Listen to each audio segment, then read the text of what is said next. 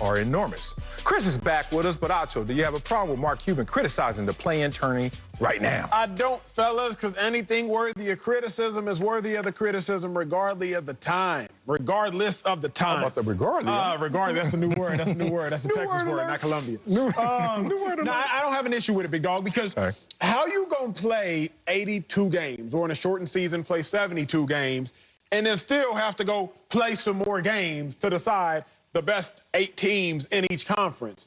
It makes no sense. The play-in games are actually undermining the regular season games. You already got enough undermining the value of the regular season. You got superstar players sitting out for load managerial type of reasons. So you dealing with that. Then on the flip side, you're going to have more play-in games when you already got to play 82. Keep in mind, of the major sports, look at where basketball ranks as far as the percentage of teams that go into the postseason. In basketball, you got 16 teams going into the postseason. It's only 30 teams. That's more than 50%. So what that means is the regular season has lost a little bit of its value because it doesn't take as much to get into the postseason. Now, Mark Cuban is sitting here looking like, wait a second now. Wait a minute. You already got to play 82. Now you're going to make us play play-in games. What's the point of the 82? Furthermore, we have to play 2 Game 7 or 3 Game 7 caliber of games just to get to the playoffs, because a play-in game is a single elimination at times game. So how you gonna make us play all them games just to play 2 to 3 Game 7 caliber of games just to get to play games to try to win the championship? It doesn't make sense. I respect Mark Cuban for his thoughts.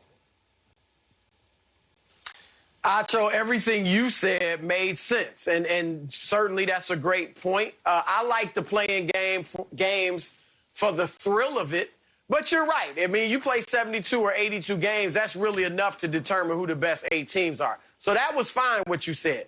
The problem is Mark Cuban is being hypocritical and self-serving because before the season, he voted for the play-in tournament, because he didn't think his team would be in the 7th or 8th slot. Remember, when last year they finished 7th, but they were coming up. You know, they were a young team. Everybody felt like they were going to get better. They played the Clippers tough in a 6-game series in the first round.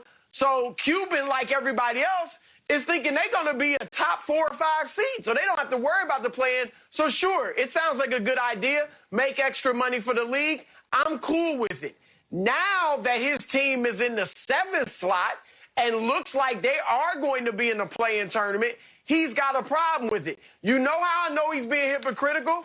Because we showed the one quote by him, but what he also said was we should have just went 1 through 20 and let the bottom 4 teams have a play-in tournament. See, what he's talking about there in that quote is on the screen is that, oh, it adds to the stress of the players. We already playing a condensed schedule. Now you got to really go hard the last few weeks because you're playing for a top 6 seed. Okay, but before that, he said they should have made it 1 through 20. Forget the conferences. Best 20 records in the league, regardless of conference. And then the bottom 4 after the top 16, they do a play-in. If you went by that format, Dallas would be number 10. Okay, they got the 10th best record in the league, so they wouldn't be in the play-in.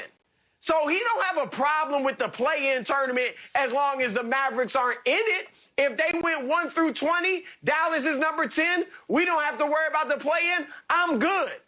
But, oh, you want to do it east-west like the NBA always has. Now we're the 7th seed. We got to play in the play-in tournament. Now he has a problem with it. It's hypocritical and self-serving. CB, I heard you screaming from the mountaintops. And, yes, I am going to join that chorus. He got caught. Man, it is hypocritical. It's whiny, actually, the timing of it especially, because we look at this situation and now it's starting to impact you and you're looking at it differently versus when you thought it wouldn't have an impact on you. Kind of takes me back to voting time. You guys all know when we all vote. And most people, you say, you voting this year? Yeah. And everybody thinking about the president.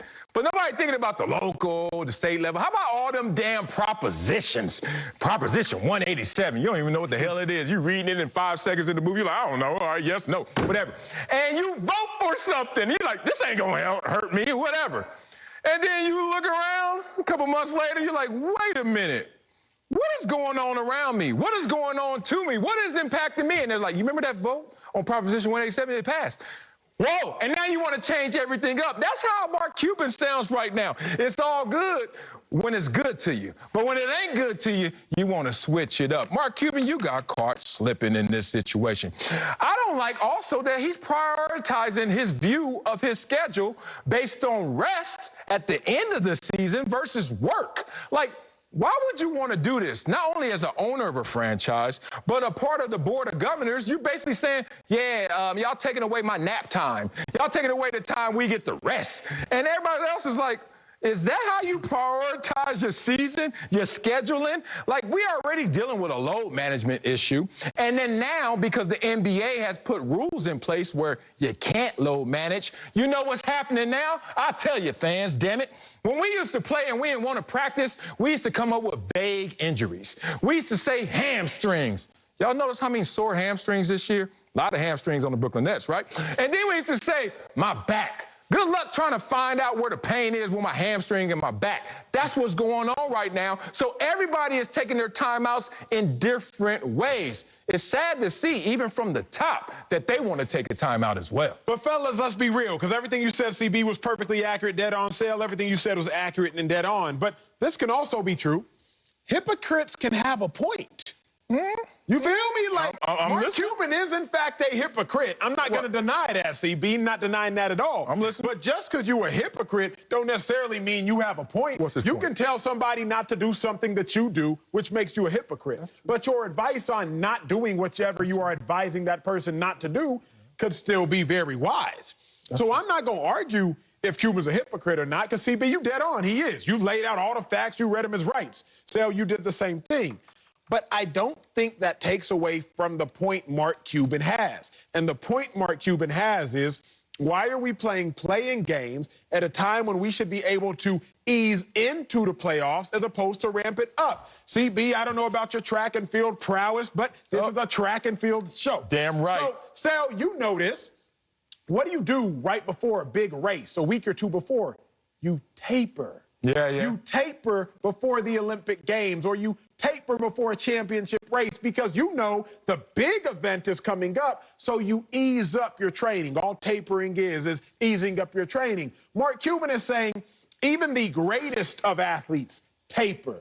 But how come y'all about to make us rev up before we have to rev up? It doesn't actually make any physiological sense, nor does it make any psychological sense. Is he a hypocrite?